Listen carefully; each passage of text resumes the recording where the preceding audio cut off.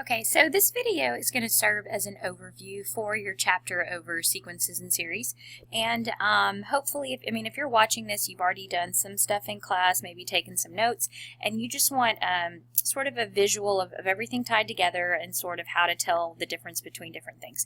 So what I'm going to do here is first start with arithmetic and geometric sequences, okay? The sequence is just the pattern, okay? So what you're going to be able to do is to use a formula to find a specific term inside of the sequence, okay? So in arithmetic, all that arithmetic means is that you are adding the same constant each time. So, and by the way, that constant is, we denote that as a letter D, as the common difference is what we call it in math. So an example of this might be something like, I don't know, 3, 7, 11, 15, ... So if you look at this pattern, you would notice hopefully that we are adding 4 each time. And if that is happening, it's said to be arithmetic. And the formula for arithmetic, or one way that the formula can be written, is that the nth term of the sequence, okay, this means the nth term of the sequence, can be found by taking the first term of the sequence plus the common difference times n minus 1. So what does this mean with respect to this formula? Well, all that it means is that the first term is a 3. The common difference is that 4 that I'm adding, and then n is n. N is just whatever term maybe you're trying to find. So that's a 4, by the way. So this would be the formula, and you would use this if somebody were to ask you, like, what's the 50th term in this sequence going to be? Well, you don't want to add it all the way out to 50, so you could just say, oh, the 50th term, I need to plug in a 50 to this formula, and after you math that out, 49 times 4 plus 3, you would get that specific term, okay? So now I'll go a little bit faster now that you kind of know the idea. We're going to do this on every single one of these boxes. So now when we go to geometric, okay, geometric, instead of adding the same thing every time, you are multiplying by the same thing every time. Each time. And instead of a common difference and using a D, we use R for common rate or common ratio, okay?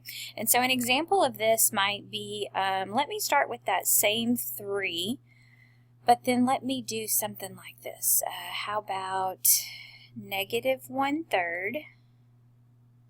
Oh, let me try something different. Let's go -1, okay? Then +1/3, then -1/9, ... okay? So as you look across this sequence, you'll see that you might look at it and think, oh, I'm dividing by 3, and then here I divide by 3, and then I divide by 3 again.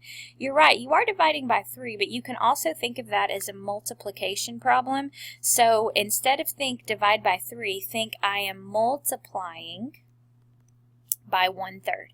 And also, do you notice the signs are changing? It goes negative, positive, negative, positive. That means that it's probably that we're multiplying by a -1/3. And that would be the R in this problem. And the formula that you could use for geometric would be the first term, start with the first term again, times the R to the n minus 1 power. So for a problem like this one, it would look like a sub n is equal to, the first term is 3, times the rate, which we already wrote out to the side, to the n minus 1 power. So I'm not going to do an example, but that could help you find the 100th term, the 1000th term, by just plugging into that, okay? All right, now other. Okay, other is tricky because it means that maybe there's a different pattern, and there's no general formula for these, everybody. You just have to be able to think about it, and I know some of you don't like that, but it would be, so, it could be any pattern, and your goal is to try to figure out that pattern. So let me make something up like maybe, let's see,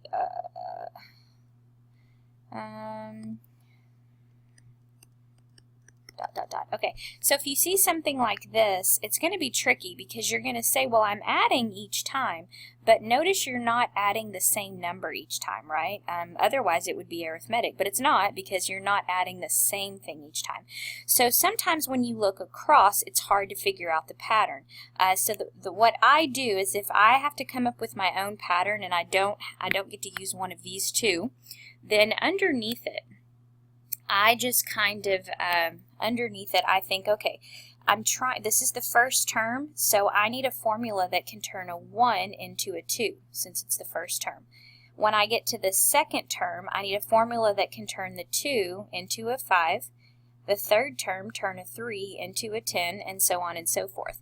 And I compare these numbers that I just wrote to the ones that I actually see, and I try to figure out that pattern. Now, when I look at these, my brain sees that it's really close to squaring, because if I were to square 1, it would be 1. If I were to do 2 squared, it's 4. 3 squared is 9. 4 squared is 16.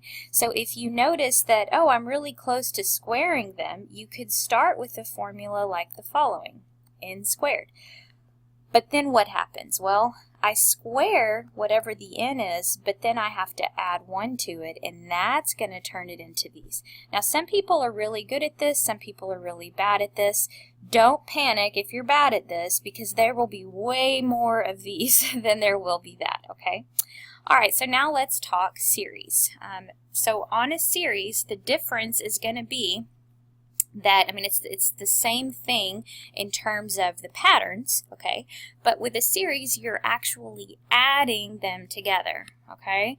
So like, the idea would be, instead of 3, 7, 11, 15, it would look like 3 plus 7 plus 11 plus 15. You're just adding those terms together. Another way that this could be written is you might be shown a sigma sign, which this sigma just means add stuff together, and then usually we use like a K or an I. This is telling you start at the first term and then end at, you know, whatever. This end could be anything. It could be the 10th term, the 20th term. This is telling you how many terms to add together. And then behind it is always a formula. So in other words, that formula that we came up with over here, maybe you would see that. I guess it would be a K. They need to match. Okay, so the problem will either look like this or it'll look like that, and this should trigger your brain that I need to add stuff together. Now, these also have a formula, and the formula that these have is an S of n instead of an A sub n. So if you see an S sub n, that means we are doing a series, we're adding things together. And if it's arithmetic, the formula is n over 2 times A1 plus A sub n. This is going to change no matter what you're asked to do, okay? Now, as an example, if somebody said, okay, here's your problem, if they gave me this and they said they had changed this n on the top to like a 12, okay, then what that would tell me to do is that the number up top is my n, so I'd put a 12 here. Here is the first term, so the first term of the series is when you plug a 1 in right here. And so I would plug a 1 in and I would get my first term of 3. And then the A sub n means the last term. So I need to take the 12 or the whatever the number's on top, plug it in and do that math. So 12 minus 1 is 11. 11 times 4 is 44.